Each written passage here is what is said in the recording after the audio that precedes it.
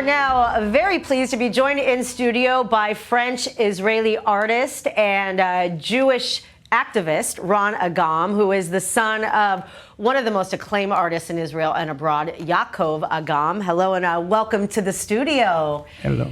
So first of all, I know you're here to talk about art, but you have so much more that you've been contributing. I know that you're French-Israeli, you live in the United States. First, start by sharing your commitment to the Jewish people and doing all the things that you're doing behind the scenes that many of us may not know about publicly, but you're a busy guy.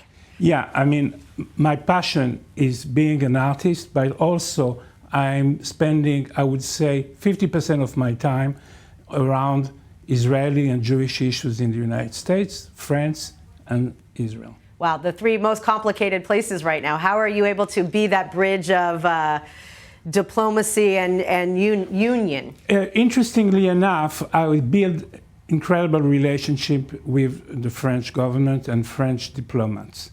And this was very helpful to establish this link between Jerusalem, Washington, and Paris. And I think, you know, Paris, France, has the second largest diaspora. And I have been living in France as a child. And then I moved, you know, between Israel and the United States. And I developed that passion because there was no other way. Right, of course. And let's talk about your father. I mean, he was an acclaimed artist, but I imagine was this a legacy that he also left? Was he also involved in a lot of these causes, or was he mainly focused on his art? I think that what my father has done, which is unknown, is being a light, being a communicator of his passion for Israel at the highest level. I don't know if you know that, but President Reagan had about 5 to 6 works of Agam at the White House. Wow, I did not know President Clinton had an Agam in the entrance to the Oval Office that was given to him by Prime Minister Rabin. Wow. Wow. And was your father like a humble man? Like, did he realize what a big deal it was to be recognized on this level? My father, whatever he's done in terms of his art, when it involved Israel and the Jewish people, worked on that in a way to achieve results, not to get any advantage personally for him. So he did a tremendous amount of things which people would not know. Wow. Now let's talk about your art. I know that this is just incredible, this heart. Explain, I don't know if you can see it in the camera, but it's really literally 3D. If you hold it up, it's like you could put your fingers inside the heart, on the outside of the heart.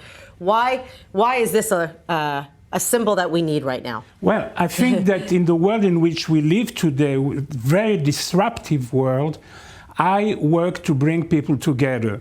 So for me, something like that reaches the emotion, and there's nothing stronger than showing love and communicate love.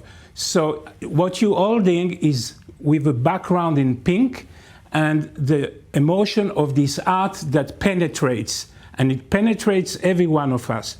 And in fact, the Crown Prince of Saudi has received this work and was very emotional when he received it and asked to be hanged immediately in his office. President Macron has this artwork, you know, with the 3 colors, the blue, white, and blue. And when I gave it to him, I said, President Macron, when somebody tells you he loves France, you show him this art and you say, this is how I love France from the depth of my heart. Wow, it's really quite beautiful. And listen, I think we're all human beings. We're all in a very crazy time all over the world.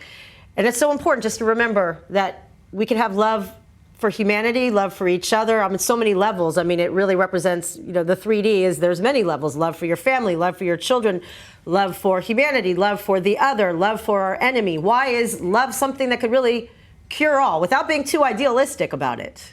No, I think, you know, there's nothing more important nowadays to communicate this emotion throughout the world.